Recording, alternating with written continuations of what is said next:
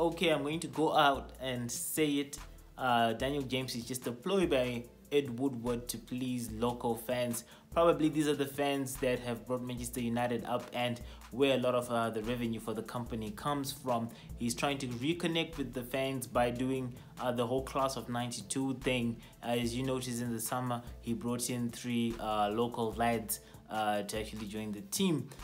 Beyond that, Daniel James actually, in spite of the goals that you're seeing and the lively start, does not really offer much more to Manchester United than actually branding, because he might not be a star on Instagram like Paul Pogba, but he does help Ed Woodward connect with the customer base. As you can tell, Manchester United is in dire straits when it comes to performances on the pitch. And Ed Woodward is probably looking at the situation and saying customer support or fan support is going to wane. So he wants to create a loyal base of fans that will actually stick with Manchester United through the rough patch that the club is going. And this whole class of 92 approach is basically the core of that. So let me talk of Daniel James in terms of his merits and demerits to actually show you exactly why, as a signing, he does not actually mean much for Manchester United and will not make that much of an impact in terms of actually leading the club to getting any silverware or to challenge for anything anytime soon. Okay, first thing, Daniel James is no different to what is there at Manchester United at present. If you look at all of the options for Manchester United, especially on the left wing, which is his favorite left wing, they're all inverted strikers, inverted wingers. If you look at Sanchez, if you look at Rashford, if you look at Anthony Martial, these are all wingers who cut in. They cut in and take a shot from inside the box, probably near the center of the box. They try to curl one to the top corner. In my own opinion, Martial is actually better at this. So he does not bring anything new in terms of his position. Why Manchester United would go and do this, I don't know. And how he is similar to all the other players, is also not very good at holding up possession.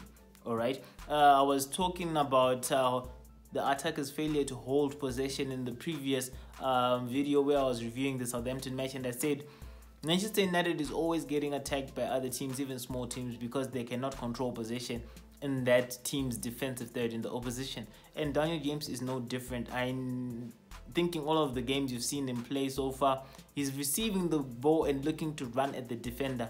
Now, running at a defender, just like Martial does, just like Rashford does, and to some extent Sanchez does, is a trait which shows that a player is not comfortable actually just waiting and dribbling past players, or waiting and holding past players off the ball like Paul Pogba can do. He can actually operate in a small area. That's why you see Paul Pogba, when you look at the heat maps, he actually has an area that he shows that is occupying. This is not the case for Daniel James, and this makes him like the other wingers and actually baffles me as to why he has been added to the squad. So looking at the fact that he's inverted means that he cannot cross from the touchline. You remember a while ago, Jose Mourinho wanted to bring in the likes of Bernadeschi, he wanted to bring in the likes of Perisic, because he wanted to give Lukaku an opportunity to receive balls from the touchline. You know, when a winger can actually deliver a cross in from the touchline, it makes it very hard for defenders to deal with that, because going out to meet the player at the touchline risks you getting dribbled.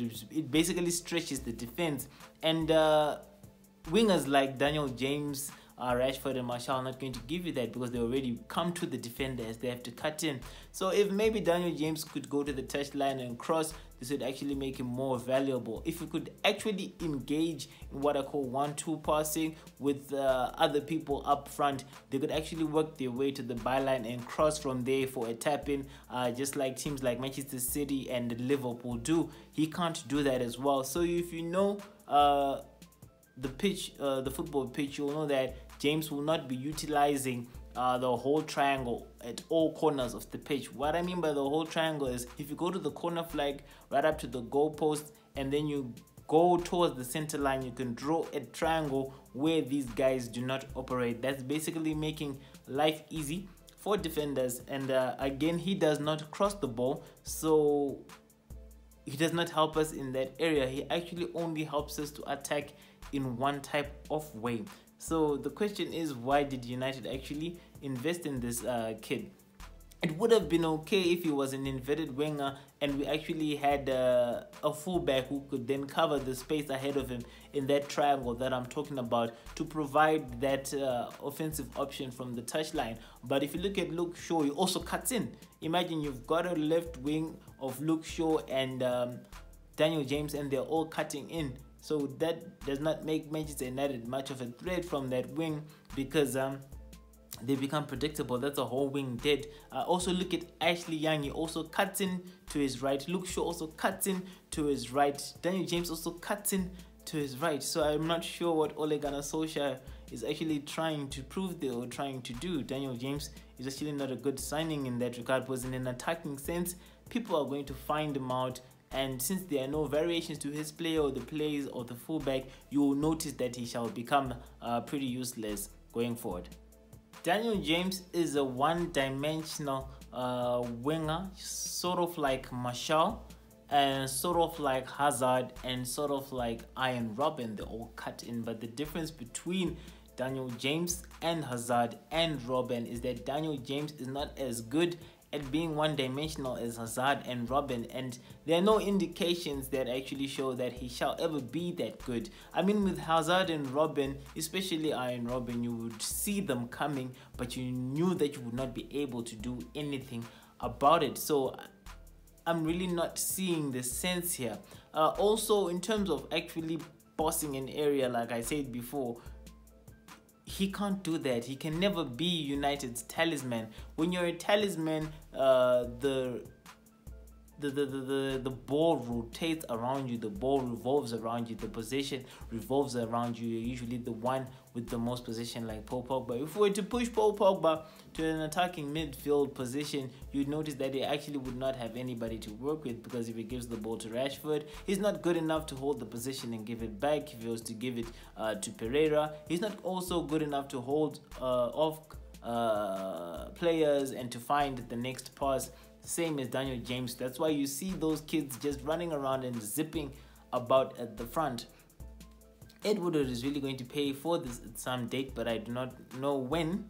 But it will come when you actually also realize that this kid is a fluke. Right now, what I'm saying sounds like Haitian, because right now it seems like he's doing good. But if you analyze the 3 goals that he's actually scored, the first one was a deflection to the goal. He'd actually made the wrong move there and probably missed the goal. The second goal, he was actually set up in the middle of the area without a challenge. Yes, the Southampton goal, that was pretty impressive, but the fact that he does the same thing over and over again will tell you that Premier League teams will not let you keep doing that. He needs a variation in his game, or he's going to end up like Rashford and Martial. You remember Martial sparked his first season because Premier League teams had not really gotten a lead on how he does his things, but they studied him and now they know how to mark him, and now you see him actually not really doing much for Manchester United.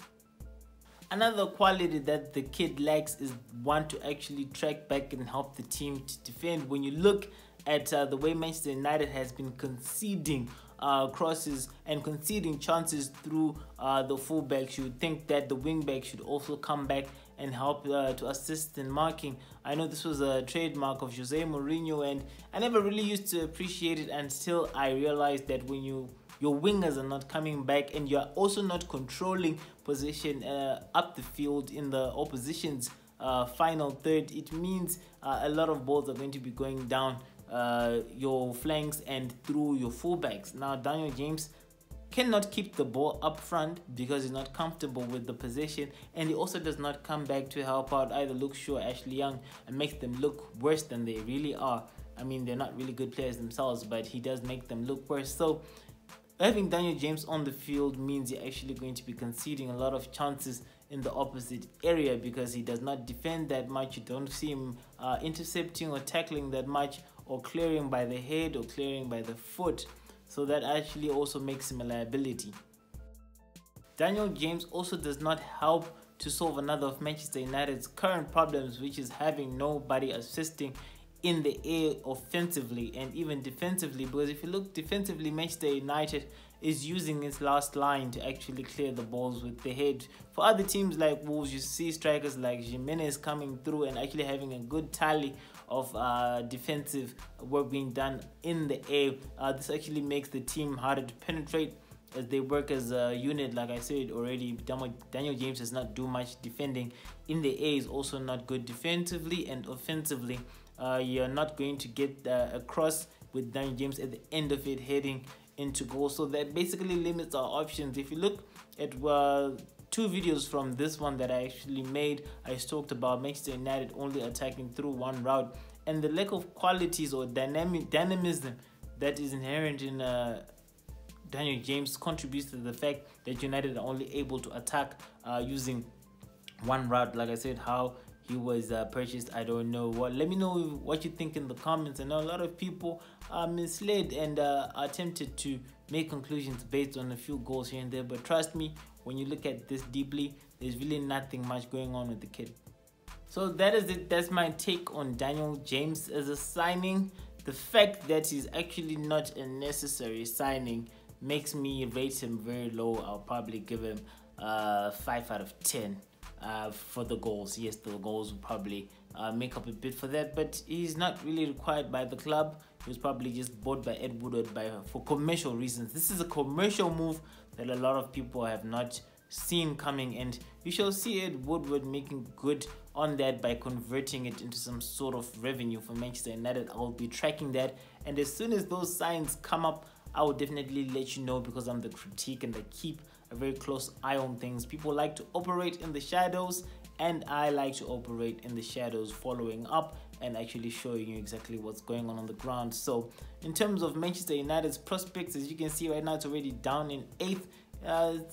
These are some of the reasons, you know, making the wrong transfer decisions. So I'm also going to rate Wan-Bissaka and Harry Maguire as transfers in videos to come up shortly. Then I'm going to give Manchester United and Ole Gunnar Solskjaer a final transfer window score. For now, we'll actually give James 5 out of 10. We could have done without him, and we had to move players to accommodate him. While you can say maybe it's good business that we push some players out and replace them with cheaper players, but right now we're busy downgrading Manchester United from a top tier club to a middle tier club. It's very actually difficult to say Manchester United on the pitch is still one of the top 4 or the top 6. It's actually an analysis I'm going to be conducting very soon. So subscribe to the channel and click on that notification bell so that you know when I come up with another episode, because it's going to be getting exciting. I'm going to be looking at things like no other sportscasters look at. So Daniel James, transfer rating 5 out of 10. Business that could not have been done.